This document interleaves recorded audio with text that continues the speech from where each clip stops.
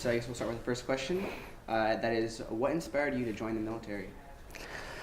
Um, there are a number of inspirations for my decision to join, ranging from the good to the ridiculous. Good being a positive influence my mother had on me.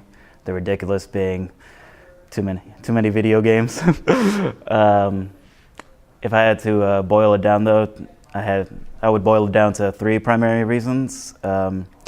First one is patriotism. It may sound cheesy to some, but I've always loved America. I've always loved this country, especially because of my mom instilling that love in me. I'm the first American in my family, first one born here. My mother immigrated with my older siblings from the Samoan Islands in the South Pacific by Hawaii. And then I was born here so that she could escape some hard times and help provide better times for us. So from the very beginning, I was always grateful for what America did for us, and I just knew in my heart of hearts that I had to give back somehow. There were a couple of wars going on, so I knew that was a chance. On that note, I also wanted to make my family proud. There were a lot of expectations for me, being the baby and the American baby at that, and I saw the military as a great stepping stone for moving on to bigger and better things. And lastly, I really needed to move on to bigger and better things from where I was. Grew up in the East Bay area. Richmond's my hometown, which has a gnarly reputation, and I really needed to escape that place. Otherwise, I would have just gone down a bad path that my mother didn't want for me. So, yeah. So I joined right after high school when I was 17 in 2006, right after high school. And can you describe your time in the military? So which branch you served in? Yes. So I joined the Army Infantry in July of 2006, July 5th, 2006. I like to make a point out, July 4th was my very last day as a civilian. And from there, I conducted my basic training at Fort Benning, Georgia, which was no picnic, especially under that southern sun in the summertime. But it was great times. As stressful as it was, I have to admit, even then, that I really loved the physical stress of it all. And then from there, I went on to my first duty station in Fort Carson, Colorado, which is by Colorado Springs.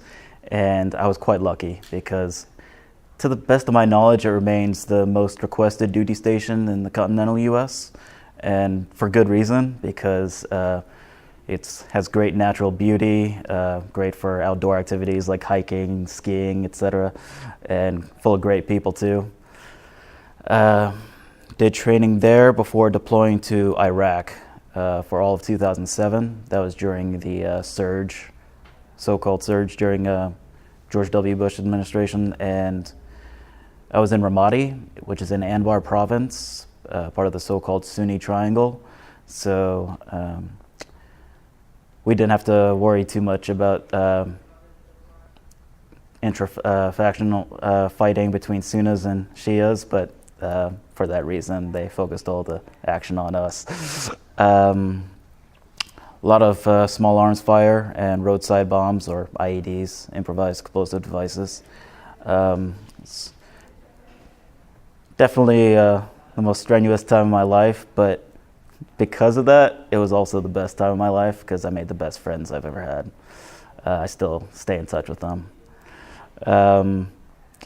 Best moment, a little story from that time, I would have to say, is after a couple of days of long missions, no sleep, we had to do gate guard duty, and we put up as a joke a cardboard sign that said, "We'll sing and dance for energy drinks."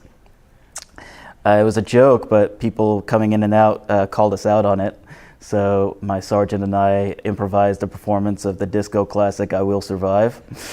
And we stocked our coolers up of energy drinks for the whole week. And it was one of the funniest times of my Army career. And the video is still on YouTube. and it was the subject of one of my application essays that got me into Stanford afterwards. So great time in my life. After that, retrained some more in Fort Carson, Colorado, before deploying to Kandahar Province, Afghanistan. That was from May 2009 to 2010. I must say that Afghanistan was a surprisingly different experience from Iraq. In our districts, there wasn't as much small arms fire. There were more roadside bombs.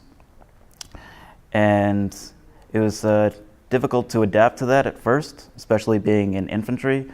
But I must say that, especially looking back with the gift of hindsight, that I'm quite proud of how we were able to adapt to that and how we were able to keep ourselves in check and make sure that the roads, the main road, Ring Road South they called it, was safe for major elections during our time there.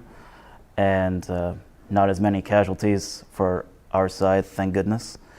And from there, I felt ready to leave the Army, and I got out shortly afterwards in October 2010. And yeah. Looking back on your time in the military, is there anything you would have done differently in hindsight? I will admit that, yes. Overall, I can't say I have any regrets. I would have done more. I feel like every veteran feels that he or she could have done more in their service to help their buddies out. But more specifically, if I had known better as a teenager, I would have asked more from my recruiter. Would have gotten more training in, like airborne in my contract from the get-go. Little things like that. But overall, no, I must say I'm quite happy with how it all turned out. I'm quite grateful. Okay, our third question is, upon exiting the military, what do you think set you apart from people that hadn't followed a service-oriented pathway? Well, especially after basic training and ongoing training from there in Colorado and coming back home for the occasional family home visit. Biggest difference I found between me and my peers that didn't go military was discipline, or to be more specific, self-discipline, and a sense of purpose. And I still see that, sadly, in some of my peers from high school and so forth. A lot of them are just drifting from job to job, and it's kind of sad to see. And also I've noticed, especially in recent years, that I see a striking lack of reliability or responsibility. I'm amazed how so many of them don't honor commitments, keep their word, are able to stick with their so-called friends and family during hard times. I admit that I really don't understand that, although I admit every now and then I'm tempted to be that way myself, but I could never be that way even when I want to, because my military upbringing just won't allow that. Those are the big striking differences I see between my peers that didn't go. Are there any skills that you think you've gained from the military that you can also use back here? Besides self-discipline, focus, just maintaining focus on the task at hand, which pays dividends in any field of life, professional, personal, and otherwise. Of course. Yeah.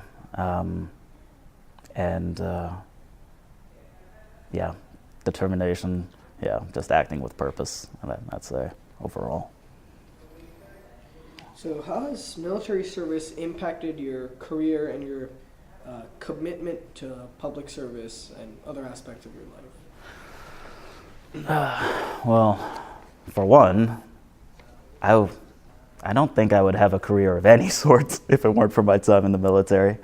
And no matter how it manifests, I consider my career to be public service in and of itself.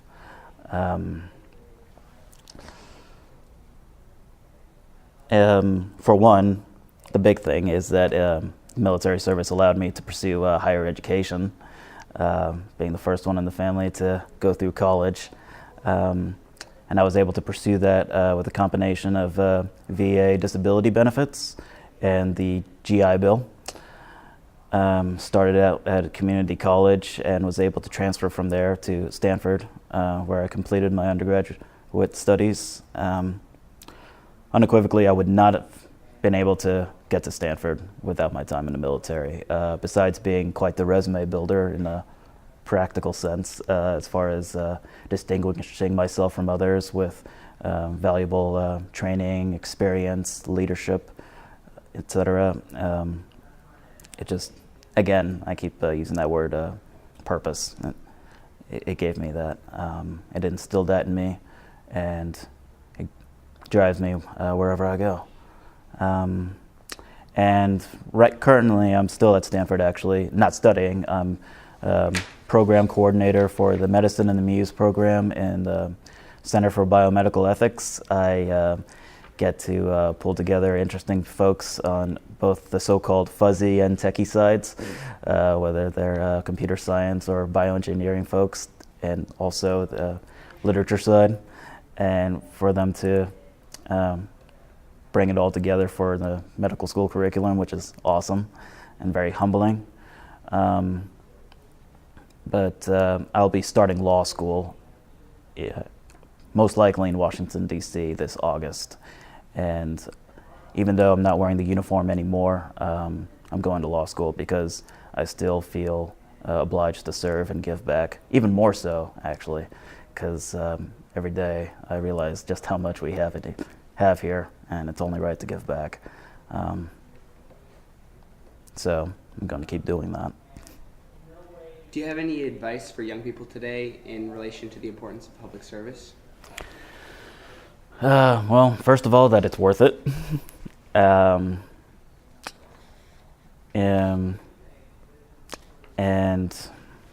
on a very personal, mostly on a personal level, actually, it's worth it because there's an amazing intangible reward from giving back. And also, I should say that there are plenty of ways to serve,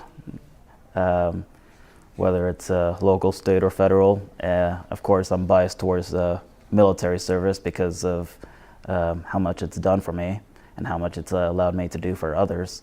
But even within the military, there are so many, besides the different branches, there are so many different positions within those branches that you'd be surprised what you could do. And yeah, I'd encourage anyone and everyone to explore those options. No matter what path you choose, I'd have to say that serving it's never a mistake. It's a great way to go.